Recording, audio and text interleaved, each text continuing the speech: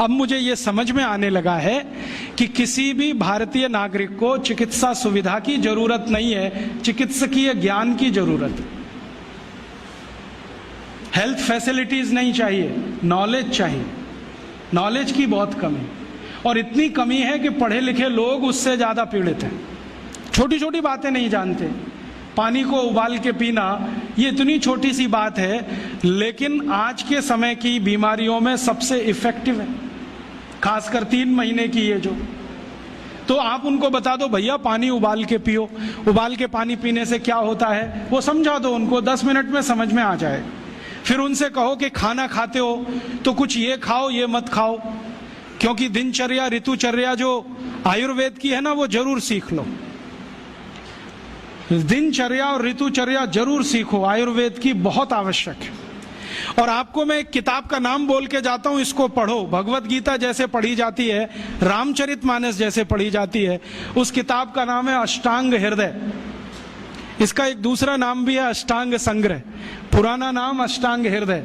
ये किताब का जो स्वस्थ व्रत है ना, वो ऐसे पढ़ो जैसे आप धार्मिक पुस्तक पढ़ते हो, और उसको बार बार पढ़ो तो याद हो जाएगा, कंठस्थ हो जाएगा। उसमें 2000 सूत्र हैं। ये सूत्र लोगों को बताना शुरू कर दो। छोटे छोटे सूत्र हैं, जैसे खाना खाने के बाद पानी मत पियो, स्वस्थ रहना है जिंदगी भर तो खाने के 1 घंटे के बाद पानी पियो। क्यों नहीं पिए वो आप सब जानते हो, सरल भाषा में उनको समझा दो। फिर उनको बोलो पानी पियो तो घूंट भर भर के पियो, सिप करके पियो, ताकि ज्यादा लार शरीर में जाए, वात पित्त कफ तीनों संतुलित रहे। ठंडा पानी कभी मत पियो। मैंने दुनिया में ठंडे पानी पीने वालों को बहुत देखा है। यूरोप और अमेरिका के लोग चिल्ड वाटर पीते हैं, बर्फ का पानी फ्रिज में रख के पीते हैं। परिणाम जानते हैं क्या होता है? सवेरे जब टॉयलेट रूम में जाते हैं तो 1-1 घंटे बाहर ही नहीं आते। उनको पूछो भाई तुम क्या कर रहे थे 1 घंटे वहां? तो कहते हैं न्यूज़पेपर पढ़ रहे थे, मैगजीन पढ़ रहे थे। क्यों पढ़ रहे थे? स्टूल पास नहीं होता। क्यों नहीं होता? कॉन्स्टिपेशन है, जोर लगाना पड़ता है फिर भी नहीं होता। गाना भी गाते हैं मेरे सपनों की रानी कभी आएगी, फिर भी नहीं आती। और अंतिम दुष्परिणाम पता है क्या होता है? उनको पेट साफ तो होता नहीं, तो सांस में से भयंकर बदबू आती है। किसी अमेरिकन यूरोपियन के नजदीक बैठ जाओ, अगर वो लिस्ट्रीन स्प्रे करके नहीं आया तो 1 मिनट नहीं बैठ सकते। हर समय उनको माउथ फ्रेशनर स्प्रे करना पड़ता है, क्योंकि अंतड़ियां साफ नहीं है, कब्जियत है, मल भरा हुआ है, उसमें कचरा जमा है। फिर उनके पसीने में से भी बदबू आती है। क्यों? कब्जियत बहुत है। और पसीने की बदबू दूर करने के लिए डिओडोरेंट स्प्रे करते रहते हैं। और आप तो सब जानते हो कि अगर कब्जियत है तो बाल भी कड़क रहते हैं, तो उन कड़क बाल को सॉफ्ट करने के लिए क्या क्या सब करते हैं। शैम्पू लगाते हैं, शैम्पू के बाद पता नहीं क्या क्या लगाते हैं। ये सब वो जो करते हैं ना, उनकी मजबूरी है, स्टेटस सिंबल नहीं है। इसको अपने दिमाग से निकाल दो कि ये कोई स्टेटस सिंबल है। तो सरल भाषा में समझाओ, ठंडा पानी पीने से ये होता है, मत पियो, समझ जाएंगे। फिर उनको बोलो सवेरे उठो तो सबसे पहले पानी पियो।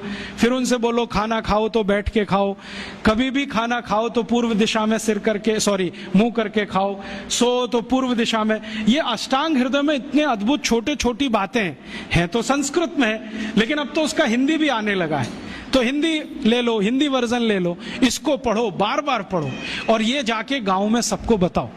फिर उनको कहो देखो ये तो है स्वस्थ रहने के लिए, अब तुम बीमार पड़ो तो बताओ तुम्हारी बीमारी क्या है। ये बीमारी है तो ये दवा है, ये बीमारी है तो ये दवा है।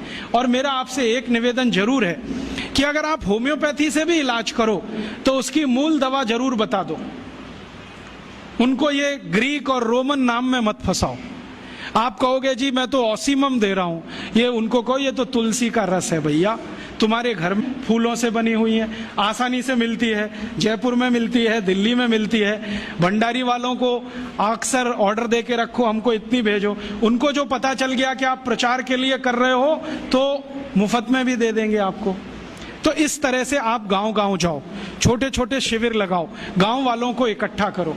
गांव वाले बहुत दुखी हैं, शहर वाले भी दुखी हैं। वैसे तो वो दुखी हैं, इसका यही सबूत है कि रामदेव जी आए जयपुर में सवेरे 4 बजे तो सब लोग पहुंच जाते हैं वहां पैसा भी देते हैं, समय भी देते हैं। और 4 बजे रामदेव जी कहें टांग ऊपर उठा लो तो उठा लेते हैं, कहें सिर नीचे कर दो तो कर लेते हैं, ऐसे कर लो तो कर लेते हैं। क्यों? परेशान है, दुखी है, शरीर उनका साथ नहीं दे रहा है।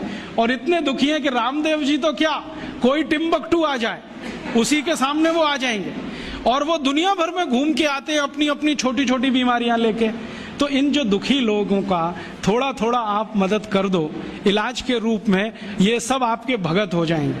और ये भगत हो जाएंगे तो कहो आप भी प्रचार करो इसका, वो भी करें, आप भी करो, तो ये इतना तेजी से मल्टीप्लाई करेगा कि 2-5 साल में एलोपैथी का बाजा बज जाएगा। और बजा देना है अपने को। हाँ, ये संकल्प लेके चलो कि इनका बाजा हमको बजाना है। मैं बहुत जल्दी एक टीवी चैनल शुरू करने जा रहा हूं एलोपैथी का बाजा बजाने के लिए। इनकी सब पोल खोलनी है मुझे।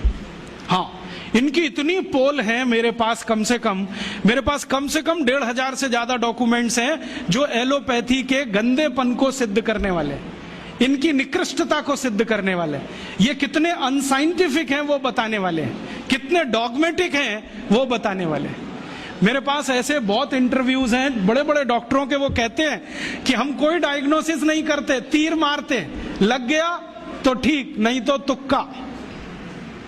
और वो कहते हैं हम तो एक ही सिद्धांत पे काम करते हैं, ट्रायल एंड एरर, देते जाओ गलतियां करते जाओ, देते जाओ गलती, भले मर जाए पेशेंट उसमें। हमारे पास तो कम से कम ये नहीं है ट्रायल एंड एरर वाला। हम तो जानते हैं कि तुलसी है तो उसके ये गुण हैं तो ये रिजल्ट आना ही चाहिए, मेथी है तो उसके ये गुण हैं तो ये रिजल्ट आना ही चाहिए। हमको सब मालूम है, फिक्स है, यहाँ वेरिएशन नहीं है। मेथी के जो रिजल्ट चरक ऋषि को मिले वो आज भी मिलते हैं। इसमें इतना सातत्य है, वेरिएशन कहीं भी नहीं है। तो जो विज्ञान में सातत्य होता है, सत्य ज्ञान वही होता है। तो हमारे पास जो सत्य ज्ञान है इसको लेकर आगे बढ़ें और इसके अपने जीवन में भी और दूसरों के जीवन में प्रयोग करने के लिए प्रेरित करें। छोटी छोटी कुछ बातें आप भी अपने जीवन में करो। ये एलोपैथी में से निकले हुए जो भी बाई प्रोडक्ट्स हैं ना, इनको जीवन में इस्तेमाल मत करो। जैसे टूथपेस्ट, ये तो भारत का नहीं है ना, ये तो एलोपैथी का है। और यूरोप वाले टूथपेस्ट इसलिए घिसते हैं कि मसूड़े बहुत उनके हार्ड हैं, कड़क हैं, क्योंकि बर्फ के नजदीक रहते हैं। मसूड़े कड़क हैं तो ब्रश जो है ना प्लास्टिक का भी चलेगा, उसको घिसें तो ज्यादा तकलीफ नहीं आएगी।